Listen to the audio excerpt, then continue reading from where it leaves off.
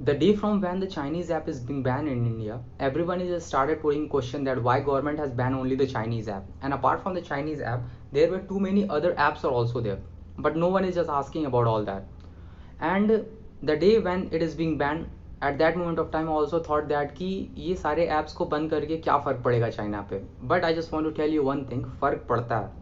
And while watching this video you get to know, because I just want to share few facts with you, and after that you should decide कि government ने जो भी decision लिया क्या वो सही था या गलत था. So I just want to start this video by talking about one of the famous app of China, that is a TikTok. So TikTok पे जितने भी यूज़र्स हैं उनके डेटा और उनकी इन्फॉर्मेशन वो कहाँ पे स्टोर किया जाता है, इससे रिलेटेड 2018 में क्वेश्चनिंग स्टार्ट हो गई थी. बट उनके पेरेंट कंपनी ने रिस्पॉन्स किया कि जितने भी डेटा हैं, जितने भी इन्फॉर्मेशन है उनके यूज़र के सारे इंडिया में स्टोर किए जाते हैं.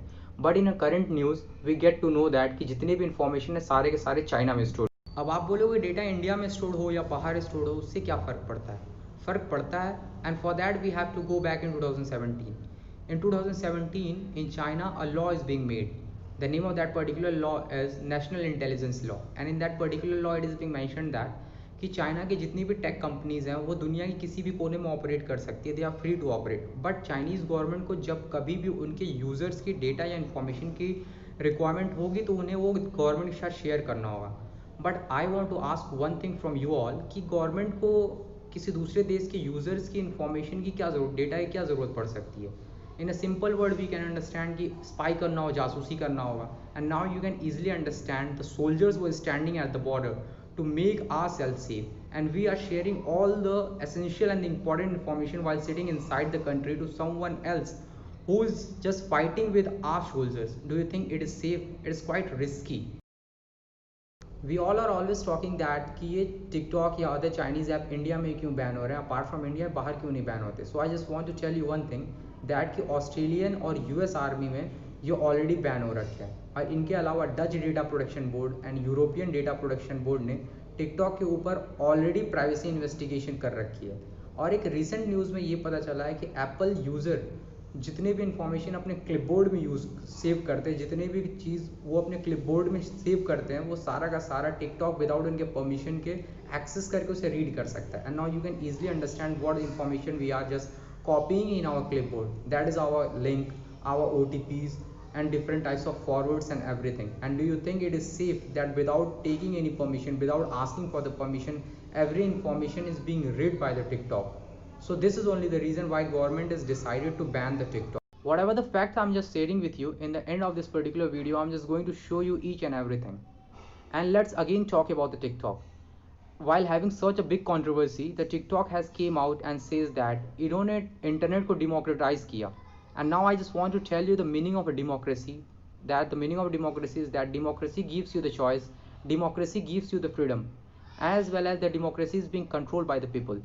But in case of TikTok, TikTok के आपके ऊपर कंट्रोल करता है कि आपको क्या देखना है क्या नहीं देखना है, क्या आपके लिए सही है. इवन वो आपको कोई सर्च का ऑप्शन नहीं देता, उसका एल्गोरिथम पूरा डिसाइड करता है कि आपके लिए क्या सही होगा क्या गलत होगा. इवन आप कोई ऐसा वीडियो पोस्ट करते हैं जो उनके पॉलिसीज़ के अगेंस्ट हो, इवन उनके गवर्नमेंट के अगेंस्ट हो, they automatically delete each and everything. So you can easily understand कि ये डेमोक्रेटिक कैसे हुआ. Everything is being controlled by the TikTok. You don't have even a single choice. You don't have a freedom to do anything on that. So how it is being said to be as a democratic? And only because of all this reason the government has decided to ban the TikTok. And apart from this I just want to talk about one serious security concern about the TikTok is that कि TikTok आपसे बिना permission लिए आपके SIM card और आपके IP address के through आपके सारे डेटा, सारे के सारे रीजनल डेटा को रीड कर लेता है, और वो भी बिना परमिशन लिए. Do you think it is safe? And apart from this if I talk about the Google Play as well as Aarogya Setu, वो आपके बिना परमिशन के आपको लोकेशन को ऑन नहीं कर सकते. और यही सारे रीज़न है कि आप देखते हो कि आपके लोकेशन चेंज होते रहते, तो उसी बेसिस पे आपको जितने भी वीडियो शो करते थे टिकटॉक पे वो भी सारे के सारे चेंज होते रहते थे. Do you think it is safe कि आपके परमिशन के बिना कोई आपके मोबाइल फ़ोन के अंदर एक्सेस करके आपके सारे के सारे रीजनल डेटास को ले ले? And this is only the reason why government had decided to ban the TikTok, and we should always have to support the first initiative which is being taken by the government, because this is the first initiative and slowly and gradually everything is going to be boycotted. धीरे धीरे चीनी कब. Before making this video मुझे भी यही लगता था कि इन सारे चाइनीज़ ऐप्स को बैन करके क्या फ़र्क पड़ता है. But I just want to talk about few numbers कि फ़र्क क्या पड़ा है. I just want to tell you about all that. सिर्फ इंडिया में टिकटॉक यूज़र्स की संख्या 20 करोड़ से ज़्यादा थी. Even if I talk about UC browser and share it combined, तो 32 करोड़ से ज़्यादा इन दोनों की यूज़र्स थे. और जिस दिन से टिकटॉक इंडिया में बैन हुआ है, 7.5 करोड़ रुपया डेली का लॉस है टिकटॉक का.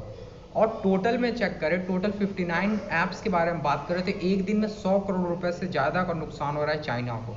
And even too many other peoples got unemployed. अब आप खुद सोच लो कि इतना लॉस हो रहा है वहाँ पे. This is just the starting. This is just the starting. Slowly and gradually we are going to boycott each and everything. Then we are going to show how badly our work, our initiative is going to impact the China.